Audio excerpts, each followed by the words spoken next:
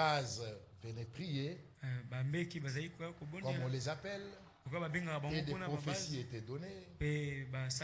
On a déclaré des gens des sorciers. Les pasteurs de cette église étaient d'accord avec ça. Et le jour où on a déclaré l'enfant du pasteur sorcier, le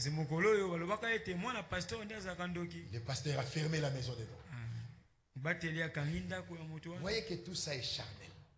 C'est puisque les gens se sont éloignés de ce que Dieu a clairement mentionné dans les églises. Et l'avantage que nous avons, c'est qu'on a reçu des hommes de Dieu, des hommes mandatés de Dieu, qui peuvent rentrer là-dessus et nous dire: voici la pensée de l'esprit.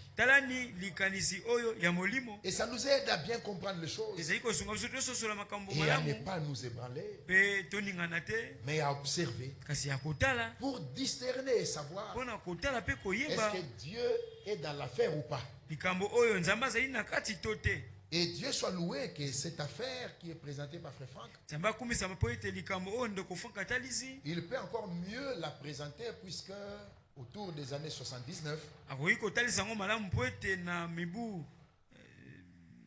79, il y a eu des problèmes à cause de cette affaire de dons. Prophéties mensongères sont sorties. Et quand on a cherché à les attaquer, l'ennemi a levé un bouclier contre son serviteur, contre les serviteurs de Dieu. Mais puisque l'œuvre était l'œuvre du Seigneur, Dieu lui-même a pris soin du reste. On va y revenir, frère. Déjà, il y a notre frère Vicky de Mbujimaï. Il vous a salué. La bonne nouvelle, c'est qu'il nous a promis d'être là au début du mois de décembre. Il y a frère Baka qui a promis de venir en décembre aussi. Et on aura un peu beaucoup de visites. Et on va vous donner des précisions au fur et à mesure que des frères viendront. Frère Patikaninda de l'Afrique du Sud a chargé de vous saluer aussi au nom du Seigneur. Lui aussi désire venir. Frère Bata Lufungula de Londres m'a chargé aussi de vous saluer. Frère Samdenga de Londres aussi, lui aussi veut venir. Et notre frère Ben de Kigali, le frère Onia des États-Unis, Didier, et notre frère Joe de Lubero, tous m'ont chargé de vous saluer au nom du Seigneur. Il y a notre sœur Thérèse, la sœur Tété, la femme du frère Jérémie. Il a perdu un membre de famille, c'est son frère Roussas, son grand frère. Hein? Et il est parti à Matadi. J'ai tenté de la joindre il y a 2 jours, mais ça ne passait pas. On va essayer de la joindre cet après-midi. On avait prié pour elle. Je lui avais demandé de passer. Et en tant qu'église, on a fait ce qu'on pouvait faire. Il y a notre sœur Yolande que le Seigneur a fortifiée. Après le deuil de son papa Leki, on a enterré hier. Beaucoup de frères étaient partis. On m'a dit que le frère Sagui, je l'ai vu entrer, le frère Sagui était là. Naturellement, mon frère Odin était là. Moi-même, je voulais y aller. À 2 reprises, la route était tellement saturée. Et notre sœur bienvenue, tous ceux qui ont accompagné et assisté la sœur, au nom de l'Église, que Dieu le bénisse. Il y a notre frère Jackson qui a perdu sa mère. Aussi. Ils sont allés à l'Équateur. Là aussi, on est allé, on a fait ce qu'on pouvait faire en tant qu'Église. Et si Dieu le veut, la maman sera enterrée aujourd'hui à Gemena. Il y a notre sœur Manzo qui a perdu sa mère. Hein? Et la maman vivait chez les frères, hein? C'est ça? Donc, chez notre frère Sagui. J'ai eu l'information, je crois, hier. toutes nos condoléances. Que le Seigneur vous console et console notre sœur. Et on passera. Conformément à l'écriture qui dit: réjouissez-vous avec ceux qui se réjouissent et pleurez avec ceux qui pleurent. Notre frère Rodin est passé chez la sœur Nana, c'est ça? Il a prié, non? C'est bon. C'est bon ou c'est pas bon? C'est bon, hein? Ok, très bien. Que te bénisse, frère Rodin. Que Dieu soit loué pour toutes choses. On ne sera pas long, frère. Ce qui nous a été apporté tellement clair. J'aimerais qu'on chante un peu. Mon frère Sion, c'est encore jour de grâce. Oui, voilà.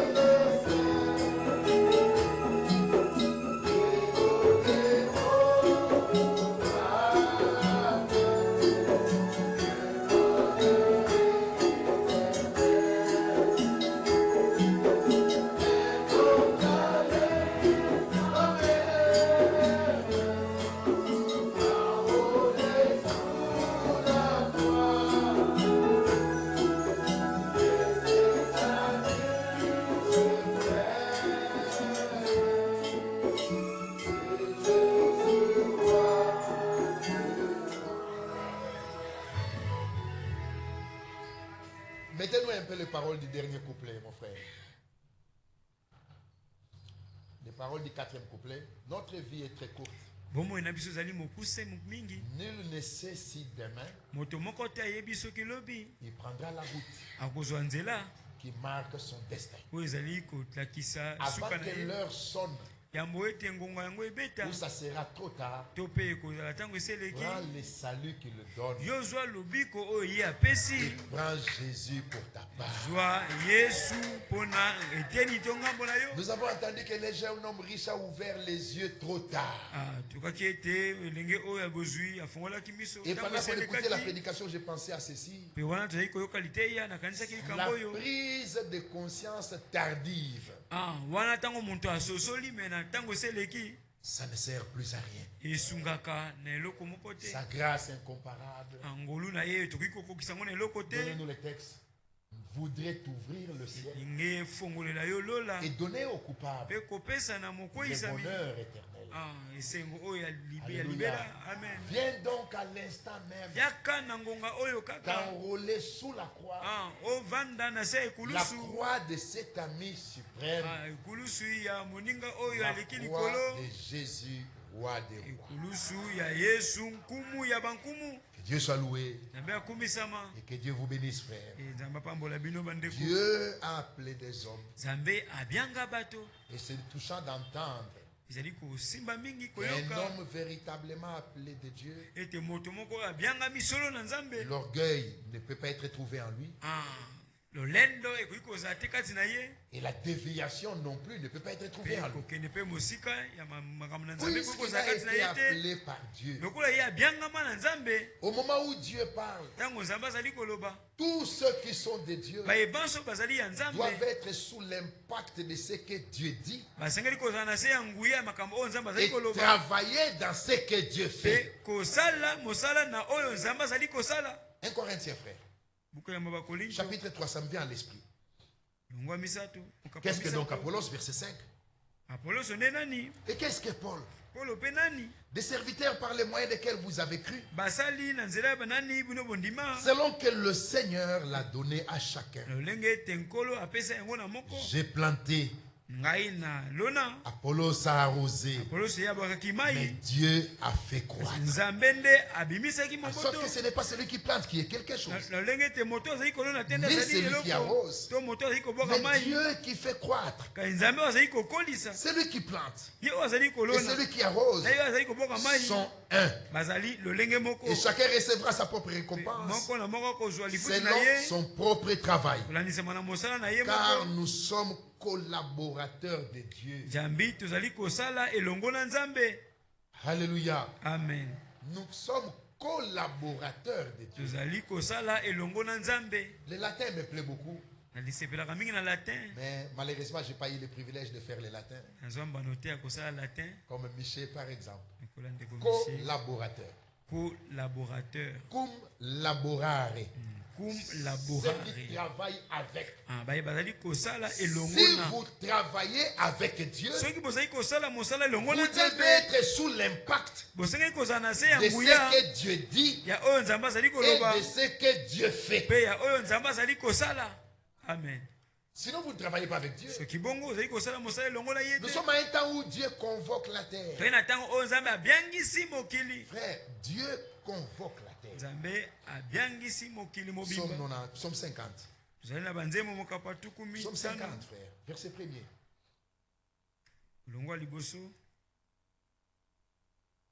Dieu le Seigneur parle et convoque la terre. Depuis le soleil levant jusqu'au soleil couchant. Bien mes frères, j'ai des membres de famille ici. Jonathan qui est là, c'est un fils pour moi, c'est un neveu, c'est le fils de mon grand frère. Si je l'invite à une fête, il peut ne pas venir s'il est retenu. Mais si je les convoque, Jonathan, demain 6h je vais te voir chez moi, même à pied il viendra.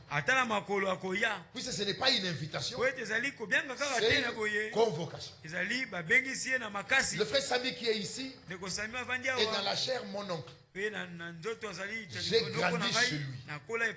Mais si dans sa casquette d'oncle, il me dit à moi ou à mon frère Mota qui est là, je vais vous voir tous les deux chez moi.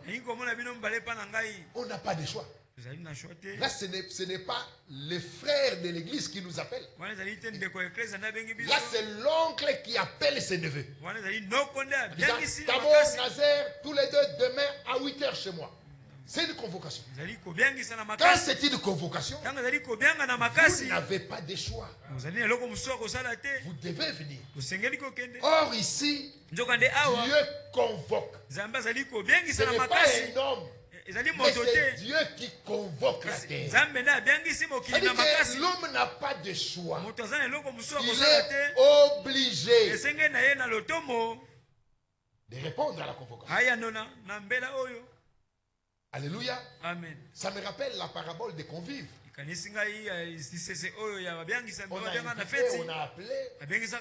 Et finalement l'écriture dit, allez sur le place, le long des murs, tout ce que vous trouverez qui n'ont rien à faire, l'écriture dit, contraignez-les qu'ils entrent, qu'ils viennent. Contraignez-les. Là il y a une contrainte. C'est-à-dire que si tu es de Dieu, tu ne peux que te soumettre. Mais au moment où Dieu convoque, on voit aussi des hommes convoqués, organiser des assises, des réunions de convocation, des conventions. Frère, dans Nombre 16, Nombre chapitre 16, est-ce que c'est là?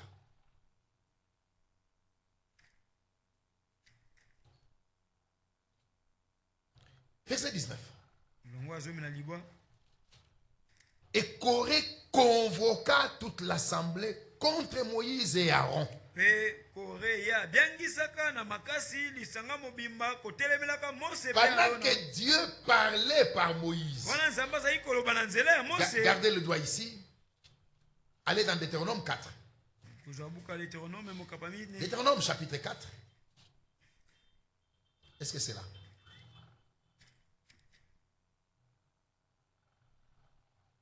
Verset 10.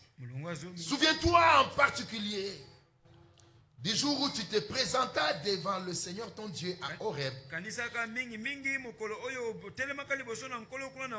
Lorsque le Seigneur me dit, assemble auprès de moi le peuple. Je vais leur faire entendre mes paroles, afin qu'ils apprennent à me craindre tout le temps qu'ils vivront sur la terre, et afin qu'ils les enseignent à leurs enfants. Vous voyez, quand Dieu a convoqué par Moïse son serviteur, il dit, assemble auprès de moi Dieu,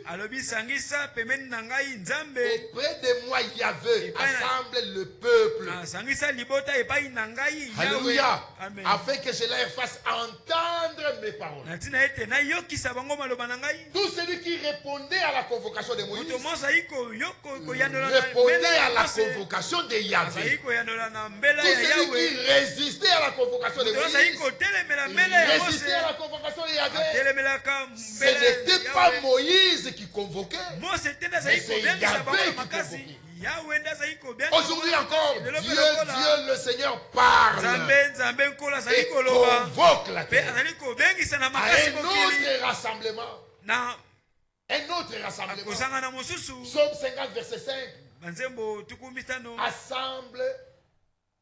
Rassemblez-moi mon peuple qui a fait alliance avec moi par le sacrifice. Le rassemblement a lieu autour de ce que Dieu fait. Il y a une parole de convocation, il y a une parole d'édification, il y a une parole de préparation, afin que le peuple soit sous l'impact de ce que Dieu fait aujourd'hui. Voilà pourquoi les élus ne répondent plus aux convocations des hommes. Non. Nous étions dans nombre. Corée convoqua toute l'assemblée. Et la convocation avait comme quel rôle? Contre Moïse et Aaron. Et à quel endroit? À l'entrée de la tente d'assignation. Au même endroit où Dieu parlait, au même endroit où Dieu réunissait le peuple, c'est au même endroit que Corée a convoqué l'assemblée. Comme s'il avait une responsabilité particulière que Dieu lui a confiée sur le peuple.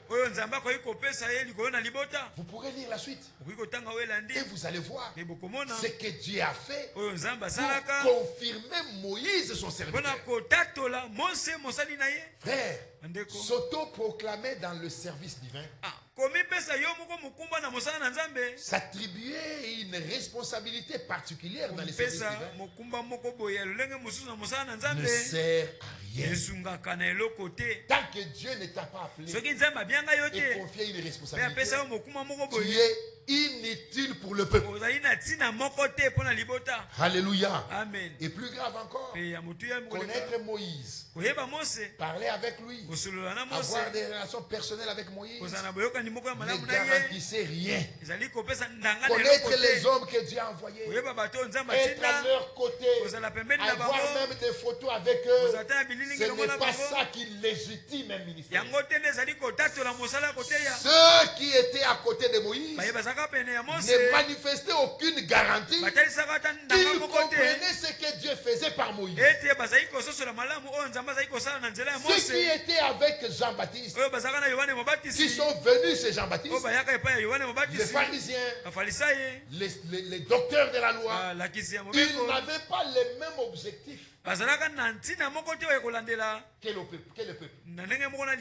Matthieu 11, Jésus demande, qu'êtes-vous allé voir au désert? Vous êtes partis, oui, c'est vrai. Mais le mobile de votre départ au désert, alléluia, c'était lequel? Les uns venaient pour trouver des fautes dans ce que Jean disait, pour aller les développer et décourager le peuple. Je dirais même mieux, désorienter le peuple afin qu'il n'aille pas écouter le mandat qui était en exercice. C'est pourquoi Jésus, je crois, a dit qu'ils ont rendu nul à leur propre égard les desseins de Dieu. Mais le Seigneur a continué avec ceux qui ont compris. Car ceux qui allaient se faire baptiser justifier Dieu. Alléluia. Laissez-moi retrouver ça. C'est dans Jean, non, mon frère Rodin? Pardon? Luc 7. Merci, mon frère. Luc 7. Luc chapitre 7. Verset 28 déjà. Je vous l'ai dit, parmi ceux qui sont nés de femmes, il n'y en a point de plus grand que Jean. Il n'y a rien, il n'y a point de plus grand que Jean. Cependant, le plus petit dans le royaume de Dieu est plus grand que lui. Et tout le peuple qui l'a entendu, même les publicains, j'aime ça. C'est-à-dire que ceux qu'on ne croyait même pas que eux là, ils peuvent croire. C'est ça le même là. L'écriture pouvait dire tout le peuple qui l'a entendu, ainsi que les publicains. Ça passerait, frère Timothée. Ça passerait. Non, tout le peuple qui l'a entendu, ainsi que les publicains, ça passe aussi. Mais pour que l'accent soit mis à la place de ainsi que, l'écriture dit même. Quand l'écriture dit même, c'est-à-dire que humainement parlant, personne ne pouvait croire que les publicains, circuit, vous voyez, qu'eux là ils peuvent croire. Personne ne pouvait croire. Mais Dieu a choisi des choses viles du monde Alléluia. Amen. Tous les peuples qu'il a entendus, et même les publicains, ont justifié Dieu en se faisant baptiser du baptême de Jean. Mais le pharisien et les docteurs de la loi, ceux qui allaient chercher des fautes, ceux qui allaient comme des enquêteurs, les pharisiens et les docteurs de la loi, en ne se faisant pas baptiser par lui, ont rendu nul, pas tout le monde, mais à leur égard, le dessein de Dieu. Pendant que le même dessein s'accomplissait à l'égard des autres et qui ont refusé la convocation. Vous savez que avec Jean-Baptiste, il n'y avait pas d'autre choix, mon frère Romain. Tout le monde était obligé d'aller chez Jean. Il n'y avait pas de plan B.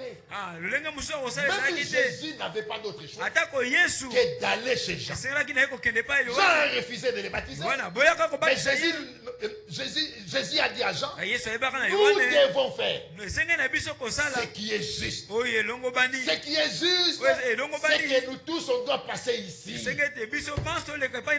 Frère, le chemin obligé, parfois c'est un chemin simple, négligeable. Quand tu regardes, tu dis, est-ce qu'il y a une affaire, qu'est-ce qu'il y a dans ça? Prêtez attention.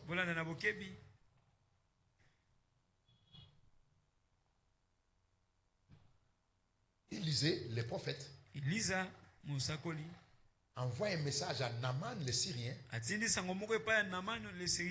Allez vous jeter 7 fois dans le Jourdain.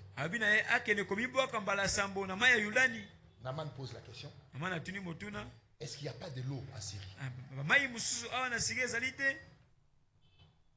Pour que j'aille me jeter dans le Jourdain. C'était un grand chef qui logiquement devait avoir une piscine chez lui. Et le Jourdain traîne beaucoup de sable. Surtout pendant la saison de pluie. Parfois quand tu regardes l'eau, elle n'est pas bleue. Elle est parfois comme l'eau de Kalamou ici. La première fois que j'ai vu les eaux du Jourdain, je les ai vues dans cet état. C'est vers la source que c'est très propre. Mais au fur et à mesure que ça descend, sans qu'elle du sable, maintenant, moi, général d'armée, allez qu'on me voit me jeter dans Kalamou.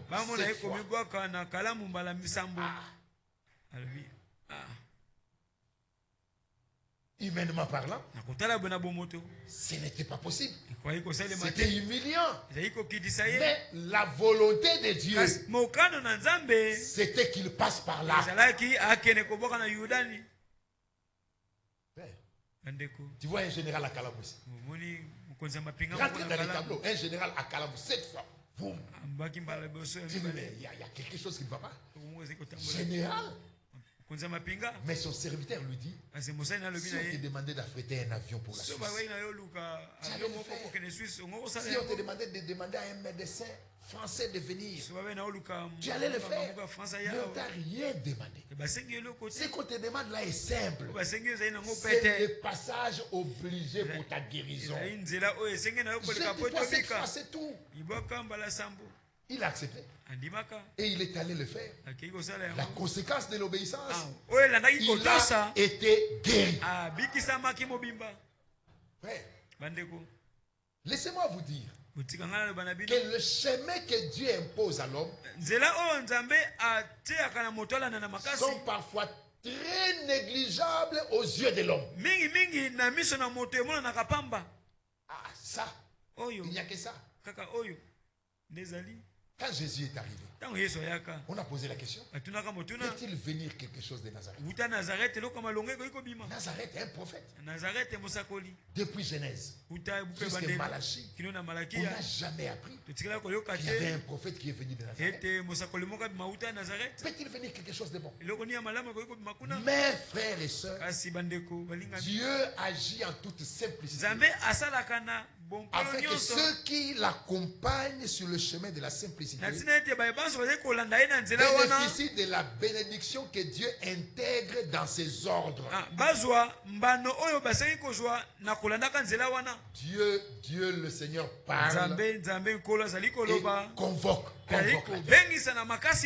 Alléluia. Amen. Ainsi, bien mes frères et sœurs, ceux qui ont refusé la convocation, ils ont rendu nul à leur égard. Là-dessus, l'écriture qui s'applique est la suivante. L'incrédulité de l'homme annulera-t-elle la fidélité de Dieu? Loin de là. Le Dieu fidèle continue son chemin avec les croyants. Et pourquoi Dieu honore les croyants? L'honneur est pour vous qui croyez. Puisque les croyants montrent par leur foi que Dieu mérite qu'on lui fasse confiance. Amen. Qu'est-ce que j'aimerais être comme Abraham? Frère bien-aimé, je commence à chuter pour m'attarder sur le noyau du sermon de ce matin en quelques minutes. Qu'est-ce qui nous attache à Abraham? Lisez frère Branham. Lisez frère Franck. Vous verrez que, comme Paul, sur certaines expériences attachées à la foi, on nous ramène directement à Abraham. Partez du départ, frère. Partez au commencement. Pensez-vous que c'était facile qu'on te fasse sortir pour te diriger là où tu ne sais pas? Dieu lui dit, sors de ton pays, de ta patrie, va-t'en dans un pays que je t'indiquerai. Qu'est-ce que l'écriture? Abraham obéit et partit. Vous connaissez tout ce qu'il y a eu comme bénédiction à cause de ce seul acte d'obéissance. C'est comme ça que l'écriture est allée jusqu'à dire, espérant contre toute espérance. Là où un mortel ne peut plus espérer, Abraham peut encore espérer. Hier, j'ai exhorté une famille. Je leur ai dit, regardez le football. Les léopards ont gagné ici. Après les heures, comment on appelle ça? Les temps additionnels. Les temps additionnels. Ah non, après les heures normales. Hein? Oui. Donc, dans les temps additionnels. Parmi ceux qui regardaient la télé, il y avait deux groupes. Il y en a qui se disaient, ça sera un nul. Il y en a qui se disaient, jusqu'à la dernière minute, on peut encore marquer. Si humainement parlant, un Congolais peut croire au Nzombo, hein? Nzombo le soir. Si humainement parlant, un Congolais peut croire au Nzombo le soir. Humainement parlant. Ce qui n'est pas la foi, ce qui n'est qu'une croyance. Mais maintenant, nous, à l'égard du Dieu fidèle, tant que Dieu n'a pas dit les derniers mots, nous croirons encore. Amen. Voilà pourquoi Rodin a fait chanter espère en Dieu. Dieu amène le croyant à regarder vers l'invisible. À regarder vers l'invisible et à se dire, Dieu connaît d'où viendra la solution. Mais, frère, je ne sais pas pourquoi je m'attarde là. Peut-être que ça peut encourager quelqu'un. On a reçu un frère ici, le frère Kandolo. Il y a des années, les anciens le connaissent. Kandolo prêche, il dit, il était à Matadi, avec sa famille. Un jour, il a cherché de l'argent. Il n'avait rien. Il rentre chez lui. Et il dit à sa femme, il y a encore un peu de la farine. Il dit, il y a un peu de la farine. Il prépare le foufou. Et la sœur prépare le foufou. Et il dit à la sœur, prends de l'eau, mets dans l'assiette. Il y a du sel. Oui, il y a du sel. Mets du sel dans l'eau et tourne. La sœur a tourné. Dit bon, allez les enfants, venez. Dieu n'a rien donné. Nous n'avons que ça. On va prendre ce foufou avec cette eau salée et le reste, On laisse ça entre les mains du Seigneur. Même la sœur doit avoir la foi. Pour t'accompagner sur un chemin comme celui-là. Pour William. Même la sœur doit avoir la foi pour t'accompagner sur ce chemin. Prions.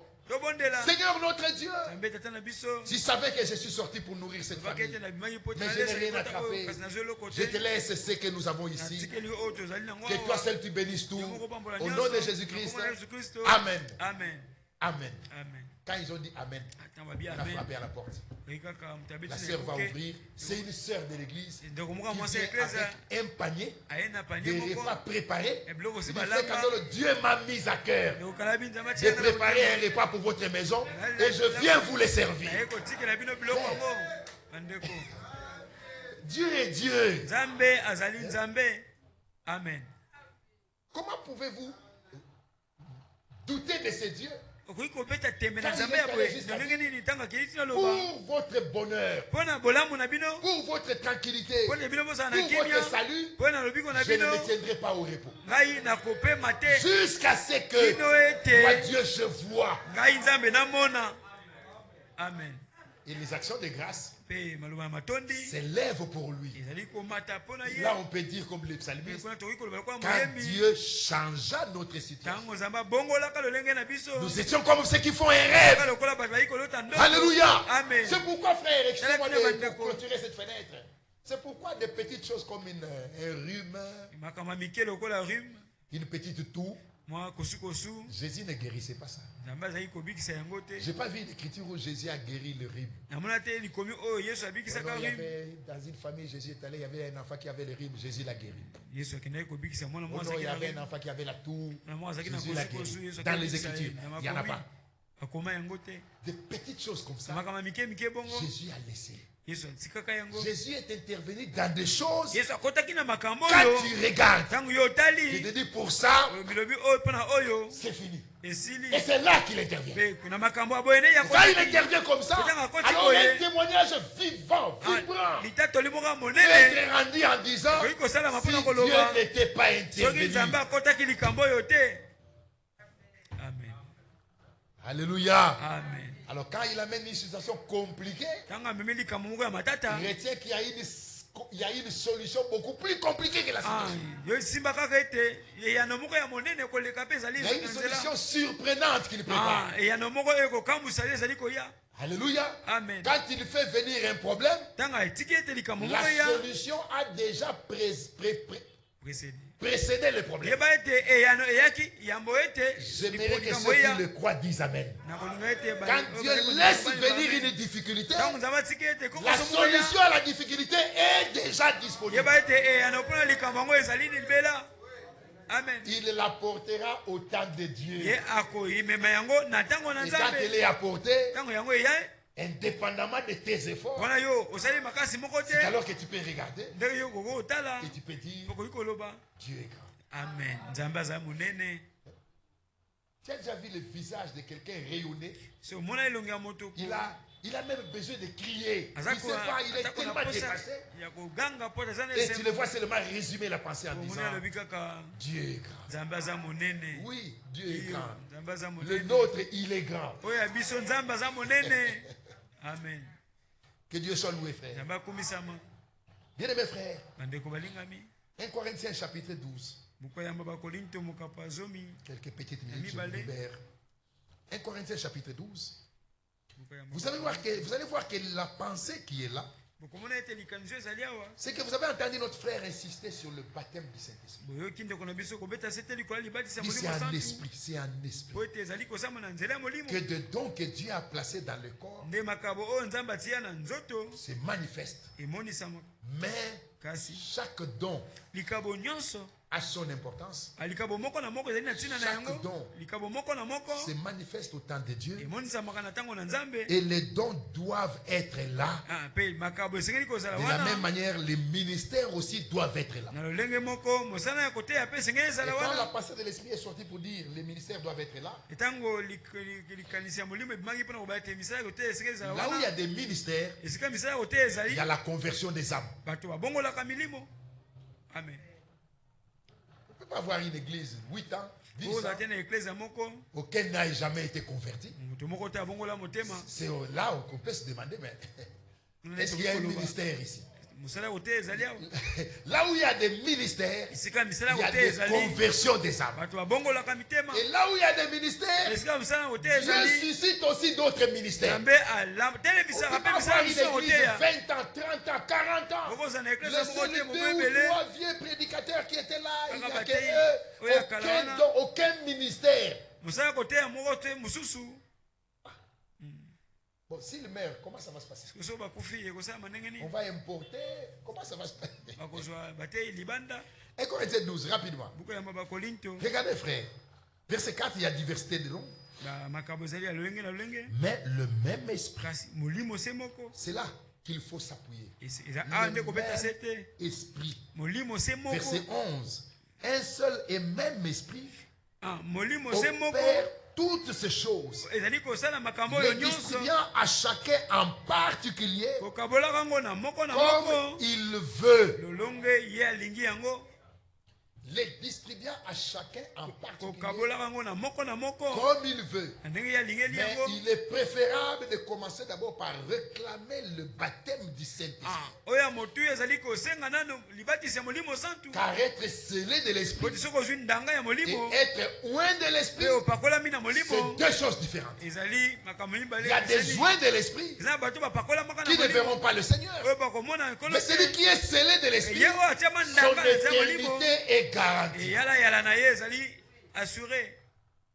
C'est pourquoi vous avez vu que l'Esprit a permis que nous entendions dans la semaine la différence entre les oints et le baptême du Saint-Esprit. Je crois que c'était hier. Et qu'aujourd'hui, on parle de dons pour que ceux qui sont scellés dans le corps sachent comment se gérer par rapport aux dons. Surtout qu'il est dit que c'est un seul et même esprit qui opère toutes choses, les distribuant à chacun en particulier comme il veut. C'est comme ça que vous verrez au verset 7 rapidement. Or à chacun la manifestation de l'esprit est donnée pour l'utilité commune. Les dons que Dieu place dans les hommes, Dieu les place pour l'utilité commune. Alors à l'un, c'est une parole de sagesse. À l'autre, c'est une parole de connaissance. Pas la sagesse selon les hommes, pas la connaissance selon les hommes, mais la sagesse selon Dieu et la connaissance selon Dieu. Un autre est le don de la foi, le don de guérison, le don d'opérer des miracles, la prophétie, le discernement des esprits, la diversité des langues, l'interprétation des langues. Tous ces 9 dons, vous ne les verrez jamais dans une seule et même personne. À l'un, on donne ça. À l'autre, on donne cela. Il y en a même qui peuvent en avoir 2 ou 3. Mais les 9 dons dans une seule personne, impossible. Mes frères, en ce qui concerne la parole de sagesse et la parole de la connaissance, nous, on a été bénis en ces temps à travers de ministères que Dieu a suscités, de mandats que Dieu a suscités. Aujourd'hui, nous avons réellement la parole. Nous avons le privilège de dire que nous sommes le seul peuple sur la terre qui détient la vérité. Quel est notre avantage? Romains 3. Il est grand. Tout d'abord en ce que les oracles de Dieu nous ont été confiés. Frère, ce qui désoriente le peuple aujourd'hui jusqu'à chercher à empêcher le peuple à écouter ces prédications retransmises, peuvent-ils nous dire comment ils ont reçu ce message, de qui ils l'ont entendu? Si Dieu n'avait pas suscité Word de France, si Dieu n'avait pas suscité ce ministère, ce message n'arriverait même pas ici à bout. Il n'arriverait pas. Frère bien-aimé, de la même manière que Corée a voulu soulever le peuple contre Aaron et Moïse. Moïse établi par Dieu. Aaron établi par Dieu. De la même manière, des hommes veulent amener le peuple, frère, à résister à une parole que Dieu a réservée pour nous, emmagasinée pour nous. Tout cela pourquoi, frère? C'est parce qu'on veut soumettre le peuple, l'avoir sous le contrôle, le tirer par les bouts du nez au gré de sa volonté, et enseigner n'importe quoi, et amener le peuple à comprendre que c'est ça la vérité. Dans les retransmissions, il y a des reproches même aux prédicateurs. Et nous les recevons avec joie. Et nous nous corrigeons à l'égard de ça. Mais si la langue des hommes s'était fermée, si la langue des hommes n'était pas un feu capable de brûler des forêts, on n'aurait pas toutes ces divisions dans les villes, dans les pays. Mais c'est des hommes, dans leur langage, dans leur prédication, dans leurs propos, dans leur position, qui ont fait que finalement un groupe va à gauche, un groupe va à droite. Depuis la première division, c'est des hommes. Comment rendons-ils compte de ça? Comment se justifieront-ils devant Dieu? Frère, jusqu'à chercher à révolter le peuple contre un mandat divin. Et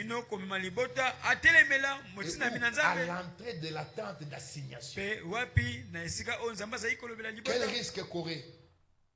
Quel risque? Et vous savez ce qui s'est passé après? Le problème, ce n'était pas Moïse. Je me souviens d'une écriture dans les prophètes qui dit: Fils de l'homme, ils ne veulent pas t'écouter. Le problème, ce n'est pas toi. C'est moi qui ne veulent pas écouter. Et comme ils ne veulent pas écouter, ils ne voudront jamais t'écouter. Mais voici la parole qui nous rassure. Le Seigneur connaît ce qui lui appartient. Amen. Alléluia. Amen. Le Seigneur connaît ce qui lui appartient. Ainsi, avec une exhortation comme celle de ce matin, on peut arriver à comprendre réellement que même en ce qui concerne les prophéties, il n'est pas question de prophétiser en allant dans Psaume 23, dans Psaume 27. Non, non, ça c'est déjà écrit. Une prophétie, c'est ce que Dieu veut dire. Comme ce qui nous a été annoncé sur Agabus. Le propriétaire de cette ceinture. Prenons cela. Acte des apôtres, non? Prenons cela, on va commencer à chuter. C'est quel chapitre encore?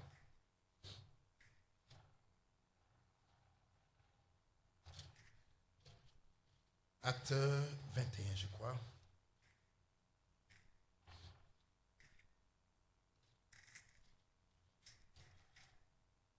Acte 21. Verset 9. Philippe l'évangéliste avait 4 filles vierges qui prophétisaient. Comme nous étions là depuis plusieurs jours, un prophète nommé Agabus descendit de Judée et vint nous trouver. Il prit la ceinture de Paul, la lia, se lia les pieds et les mains et dit: voici ce que déclare le Saint-Esprit. L'homme à qui appartient cette ceinture, les Juifs les lieront de la même manière à Jérusalem et les livreront entre les mains des païens. Voyez une prophétie. Allez dans l'Ancien Testament demander qui l'a dit. Personne ne l'a dit. On annonce un événement par rapport à la circonstance là. C'est ça, le propriétaire de cette ceinture sera lié à Jérusalem, comme je me suis lié les mains et les pieds. Mais quand vous regardez les comportements des hommes, quand nous entendîmes cela, nous et ceux de l'endroit, nous priâmes Paul de ne pas monter monter à Jérusalem. Ils veulent empêcher à la prophétie de s'accomplir. Vous ne pouvez pas. Quand Dieu annonce une chose que vous croyez, que vous ne croyez pas, que vous ne voudriez, que vous ne voudrez pas, la chose s'accomplit. Ils veulent empêcher la prophétie de s'accomplir. Alors Paul répondit, que faites-vous en pleurant et en me brisant le cœur? Je suis prêt non seulement à être lié, mais encore à mourir à Jérusalem pour le nom du Seigneur Jésus. Comme il ne se laissait pas persuader, il ne se laissait pas persuader. Paul n'a pas accepté ce qu'ils ont dit. Nous n'insistons pas. Voilà.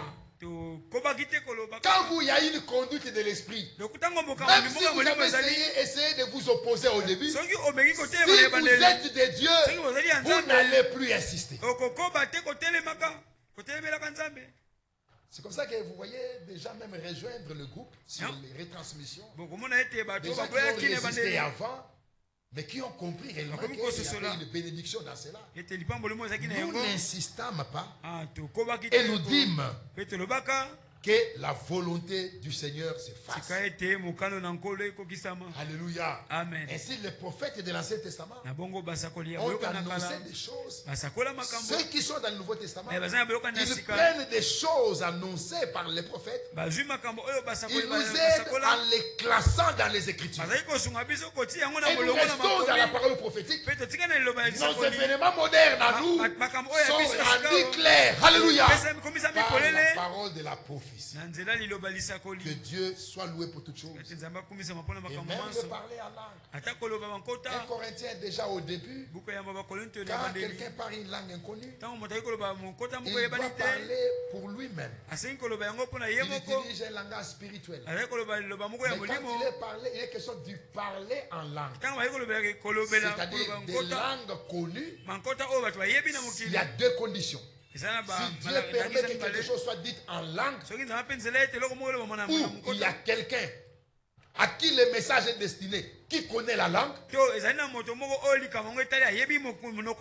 il y a tout le peuple à qui le message est destiné, alors Dieu permet qu'il y ait là quelqu'un qui ait la possibilité d'interpréter la langue.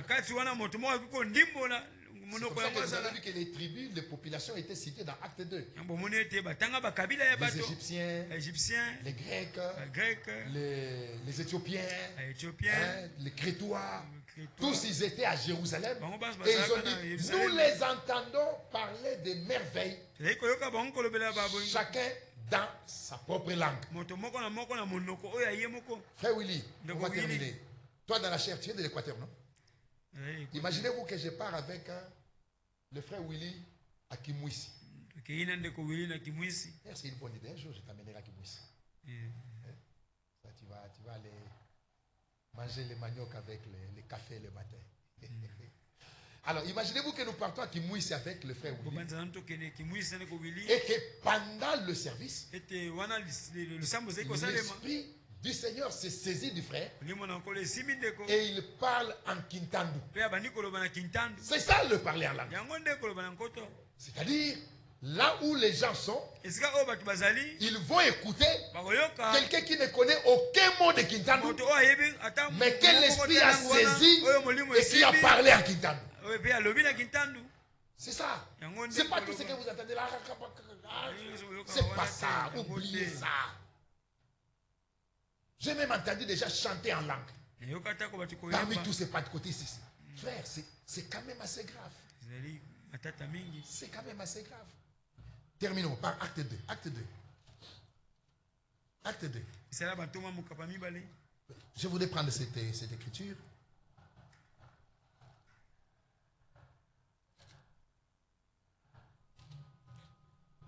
Alors,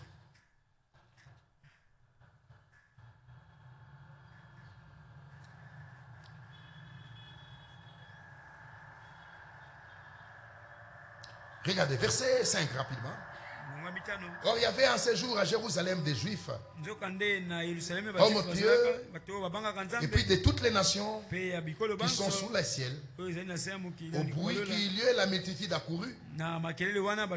Elle fut confondue parce que chacun les entendait parler dans sa propre langue. Ils étaient tous dans l'étonnement et la surprise. Et ils se disaient les uns aux autres, voici ces gens qui parlent. Ne sont-ils pas tous galiléens? Et comment les entendons-nous dans notre propre langue à chacun, dans notre langue maternelle? Donc s'il y avait un Mundibou là-bas, ou un Mumbata comme mon ami Mota ici, il allait entendre les Kimbata là-bas. Et c'est étonnant. La Bible cite. Est-ce que nous sommes encore? 9. Verset 9, hein? Acte 2, verset 9.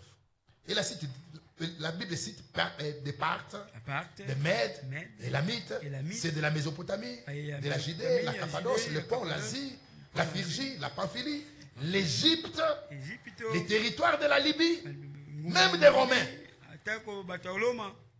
Chacun entendait. Et c'est là ce qui est surprenant. Et ça me rappelle une fois la mer Rouge. Frère Franck a entonné un cantique en allemand. Et on ne le connaissait pas en français. Alors il dit, est-ce qu'on peut le chanter en français? J'ai traduit sur place. Pendant qu'on était avec Frère Franck là, avec toute la foule, et je fais chanter en français. Et tout ça qui était très content. On ait chanté ça en français. Et à la fin, quand j'ai fini de faire chanter, Frère Franck dit, c'est quand même bien que des francophones commencent à comprendre un peu l'allemand maintenant. Et il était très heureux.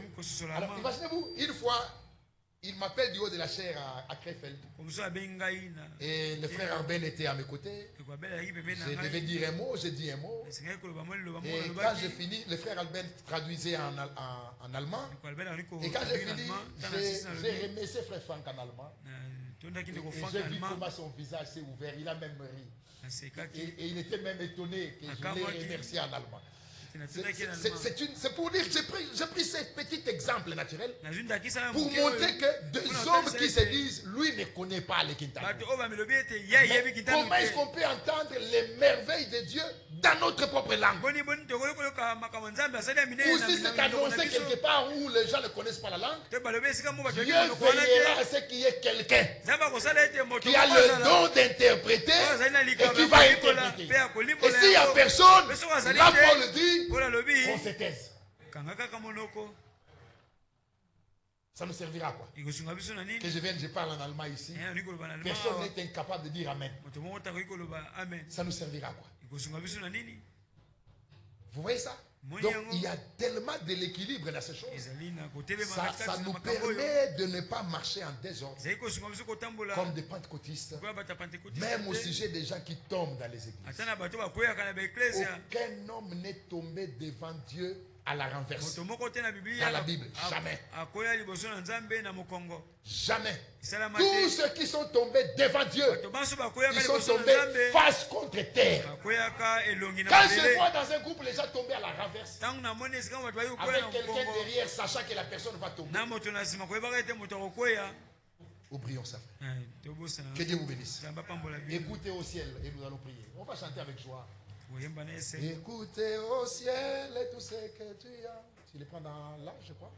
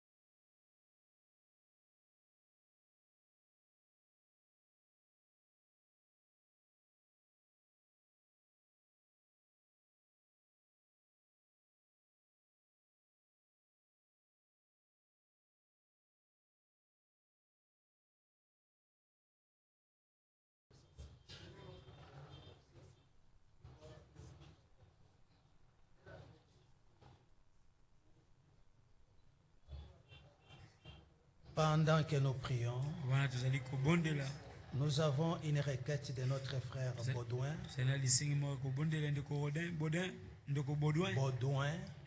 Baudouin Kitungu. Et il rend grâce à Dieu d'abord de l'avoir rétabli. Mais il dit qu'il est encore faible vraiment dans la chair. À telle enseigne que s'il se met debout, il est chancelant. Alors, pendant que nous prions, pensons à lui, pour que Dieu lui donne de la force. C'est lui qui l'a rétabli. L'Écriture dit: je commencerai et j'achèverai.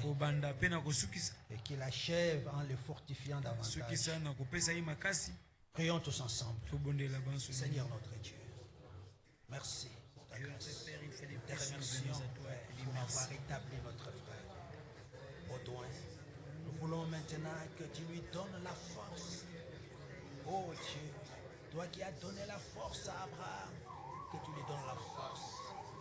Dieu le Dieu de toute force, le El Shaddai, le Seigneur des Seigneurs. Permets, Seigneur, qu'il soit rétabli parfaitement. Tu as commencé et qu'achève les rétablissements, qu'il soit fortifié pour qu'il vienne ici, Seigneur, pour écouter ta parole.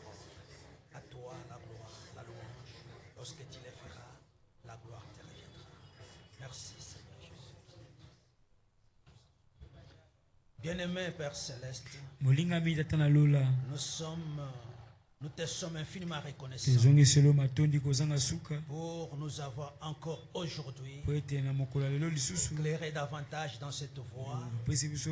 Seigneur, poursuis ton objectif pour que nous ne soyons pas comme des enfants flottant en couvent de doctrine, mais que nous ayons un enseignement qui vient de toi, que nous sachions où mettre les pieds, et que tout ce qui est en nous devienne divin qui vient de toi, pour que tu puisses sceller la chose véritable qui vient de toi, puisque tu ne scelleras pas n'importe quoi.